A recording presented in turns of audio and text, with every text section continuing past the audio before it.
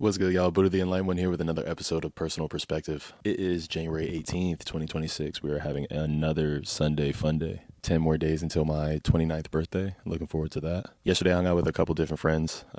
We all had the same conversation, though, something similar. And it had to do with not feeling stuck because we're uncomfortable. We feel stuck because we are comfortable. And that's something I think gets misconstrued in society. When we feel stuck, it's not because we feel terrible or that we're not doing great. It's because we're bored. We're comfortable. We're settled into a routine that has kept us comfortable and kept us going and sustaining for however long it has. But that's about it. We're just surviving. I know in life, most of us just want to have peace. And I know for a fact that's what I'm looking for too. And I know they say money doesn't buy happiness, but I know it buys some peace. Maintaining a comfortable rhythm is something that we can do and apply in everything, but we have to recognize if we are allowing it to become permanent or not.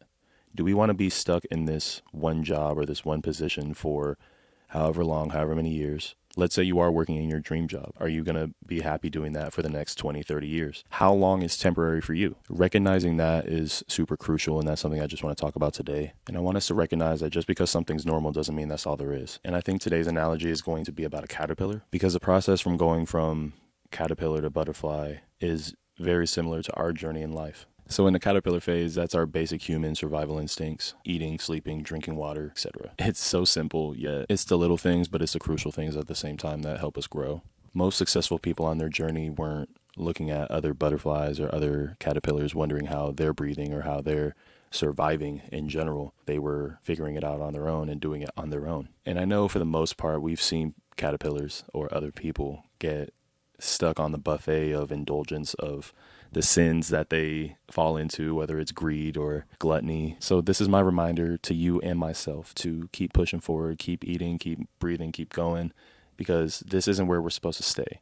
We build consistency, we build a routine, and we keep rolling and rolling, kind of like a snowball. But we have to remember, we're not building a settlement. We're finishing a marathon. At some point during this phase, we gain enough knowledge or indulge in enough things to go to the next step. And then from there, it's building an awareness. And in building that awareness, a lot of people get stuck. For those nearing the end of their caterpillar phase, they start hitting a glass wall or a glass ceiling. When that starts to feel like this is it, like this is a cap, this is your limit, and you can't go any further or any higher. At this point in the journey, you start to see the people that heard the same thing or recognize the same thing for themselves, like started to believe that this limit really might be it, and this really might be it for them, and they start to go around telling other people like, hey guys, don't go any further, this is it.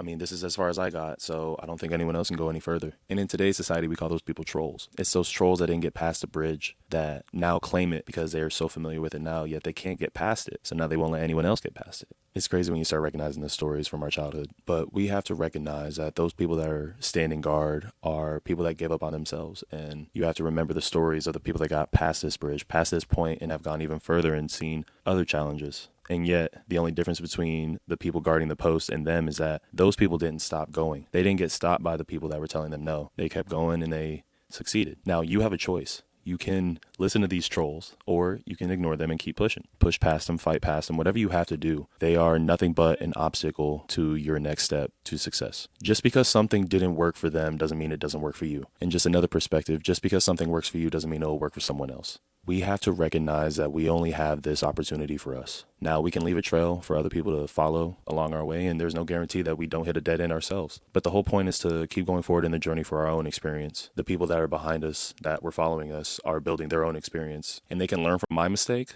or they can learn from their own mistake of following me, whatever they want to do, either way, regardless. Focus on your own journey, because that's all we got. Just because you got comfortable at this stage doesn't mean you have to stay at it. Nobody's taking that caterpillar and stuffing it into a chrysalis. It's making that step on its own when the time is right, and you need to do the same. Before that caterpillar makes that step, everything starts to slow down. You start becoming conscious of your routine. You start getting used to what you eat. You start questioning why you're uncomfortable even though nothing has changed, even though that's the point. The things you got used to don't make you happy anymore, don't fill you up anymore. And what most people do on this part of the journey is distract themselves. We have to find a way to cut the noise and tap into the signal. At this point in the journey, this is when we remember why we're here. We remember why we've been working this hard for the last year or the last decade, however long this journey has taken. And we recognize the next step from here is really going to take some mental strength. When you decide to cut the noise, you are committing yourself to the process of receiving no applause. When you decide to go into the cocoon, you are committing yourself to a process that receives no applause, no likes, no recognition. All the work is being done behind the scenes. And the best part is, from the outside, it looks like nothing is happening. But on the inside, That's where everything is changing.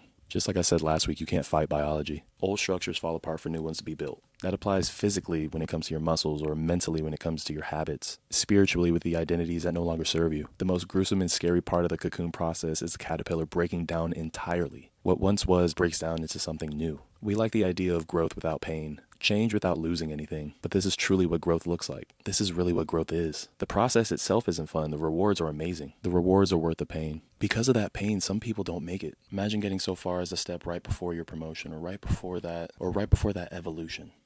Just because you got a little scared of the process. You start doubting yourself. Maybe the old version of you wasn't so bad after all. Your confidence may get shaky because no one's there to tell you you're doing great. Mainly because no one can see that you're doing great. So they try and climb out of that chrysalis early and they don't have any wings. And now they're bound to the ground, bound to the limits that they chose to settle with. Back to something they're comfortable with. Back to something they're familiar with. Being comfortable isn't the same as being aligned with the person that you're meant to be. Just like the butterfly, when it decides to break out of the cocoon, it doesn't take to the sky immediately. It has to get familiar with the new set of wings that it has. Just like us when it comes to applying these new habits we've built for ourselves. We have to get used to this new feel, this new groove that we're feeling now. Of course, everything's going to feel shaky or awkward initially. But imagine the butterfly looking up and seeing another one already spreading its wings, already in the sky, and becoming jealous and saying, you know what, just because I can't do it now, I don't want to do it. Like, you just went through this entire process of growing these wings.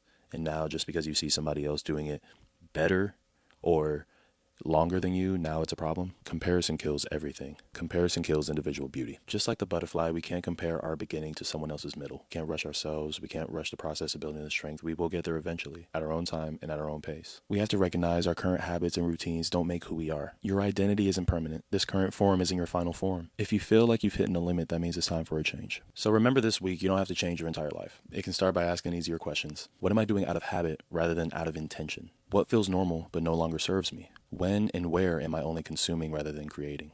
Remember, you can't force a cocoon and no one can force you in one. Stop ignoring the signal. Start ignoring the noise. Growth isn't loud. Transformation isn't instant. Becoming more doesn't mean abandoning responsibility. It's recognizing you were never meant to be a caterpillar forever. That's another episode of Personal Perspective. I hope you have an amazing day, an amazing week, an amazing month, and of course, an amazing rest of the year. Go ahead, follow, subscribe, hit the notifications, leave a comment, share with a friend, do all the above. I'll see you all next week on my birthday. Take care.